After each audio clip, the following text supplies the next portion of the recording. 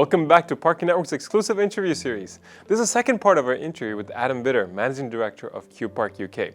If you haven't seen the first part, we highly recommend watching it to gain a comprehensive understanding of QPark's history and key focus areas.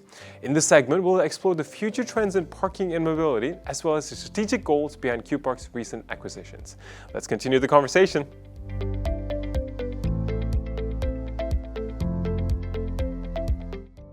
Adam, can you tell us a bit more about QPark's recent acquisitions? You mentioned Britannia Parking earlier, and the strategic goals behind these moves. How do you envision these acquisitions impacting QPark's future?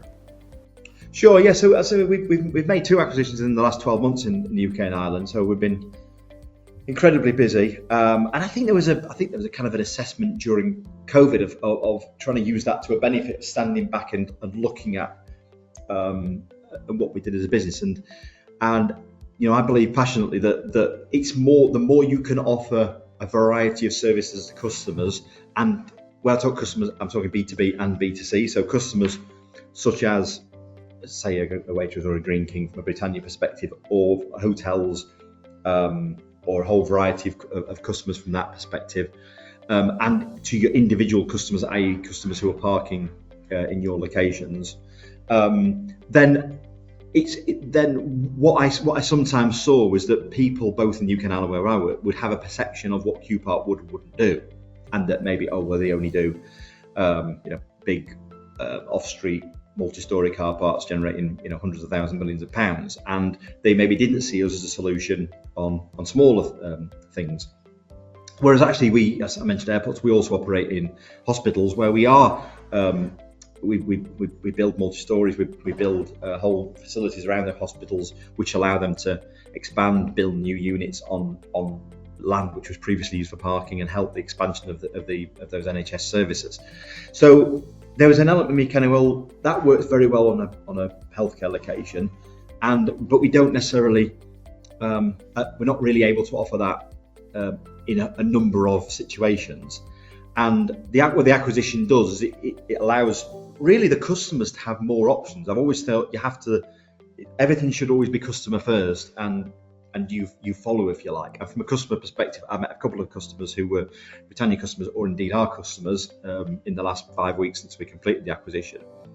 And straight away you can see how you'll speak to I won't mention them all individually, but how it may be that we would offer something before and Britannia would be able to offer something different, but nobody could offer that one-stop shop. And I believe QPark now can offer that one-stop shop. We definitely can. I believe we're the only company who really does offer that complete end-to-end option, including the use of that technology such as PaaS and as EV rollout.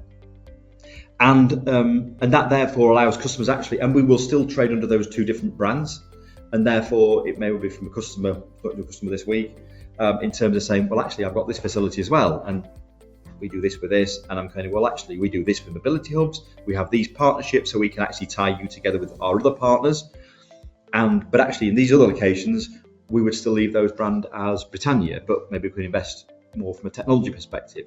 So it really allows both customers and it also allows, say, customers who park with us off street, if they join the QPark app, they will also then be able to go in parking the Britannia locations on those over time. So again, it's taking a lot of the fear away from customers that if I park here, am I going to get a fine? And actually making sure the customer knows that if they are with QPark and they're on the app, etc., then they don't need to worry that, because they will be able to pay in whichever method they need to do, or they'll be able to use the facility however the asset owner wants to do. So I think it presents a really exciting opportunity, but ultimately the success will be deemed by if we actually manage to deliver that, and if customers actually value it, and that the proof of the pudding will be in the coming months. So would you then say that being able to provide strong solutions within vastly different sectors like hospitals, supermarkets, cities, and so on, all within one brand and entity, it supports the growth of the industry? What are your thoughts on that? Absolutely, yeah, and I mean that is when I'm not parking, the parking industry, one of my hobbies is growing fruit and veg. I've got to get that in, but I won't. I know we're time pressures, so we'll save that for another day. But private investing as well is another one of my hobbies, and I'm very aware that most acquisitions fail, and often they can be for the wrong reasons. The rationale behind these acquisitions is not making lots of cost savings. Of course, there is an element of putting the business together, but it's not. That's not the driver for it. The driver is ultimately growth, and we believe that this will allow QPark to get into other areas it doesn't currently operate in, and similarly Britannia also doing that. So we will work as one management team. The Britannia, as well as the Parkwright Tasbell management team in Ireland, will work together as one team to hopefully deliver that. And yeah, I'll say ultimately that is. I'm really encouraged with it, just in the first few weeks of how that can open up opportunities, because you can provide that one-stop shop for the retailers, the supermarkets, the public houses, pubs, etc., restaurateurs, and ultimately you can also look at, say you've got an asset and it might not be used all the time. So it might be used at particular times, maybe at a weekend or an evening, etc., but it might not be used at other times. And we will be able to put our technology in together with Britannia's and that joint operating model to be able to say, well, actually, you could utilise this asset at this particular time. You can generate some income from it, and actually, it might also lead to customers coming to your supermarket, your pub, etc., who wouldn't necessarily have done before. So, hopefully there's an element of helping their customers have a more seamless day, because it's not, people don't get out in the morning and go, I tell you what we'll do today, let's go and park. They go to a destination, and parking is something which is key to enable them to have that seamless and enjoyable experience. And we don't get it right all the time, but more often than not, we've got our Google ratings, etc.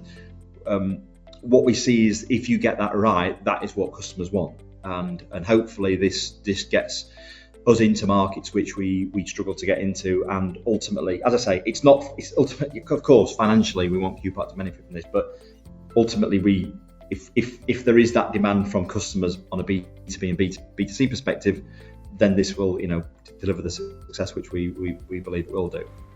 Thank you so much, Adam, for joining us today. It has been an absolute pleasure discussing these topics with you. On behalf of Parking Network, we wish you and QPark all the best with your upcoming developments and initiatives. We're excited to see how you continue to advance the industry. Thanks, Manoj, and thank you as well for giving the opportunity. And I'd love to be back on in the future to update and see if we're getting it right or wrong. And that wraps up our two-part interview with Adam Bitter from QPark UK. We hope you gained valuable insights into the evolving landscape of parking and mobility solutions. A big thank you to Adam for sharing his expertise and vision with us. Stay tuned to Parking Network for more exclusive interviews and industry updates. Thank you for watching, and we'll see you next time.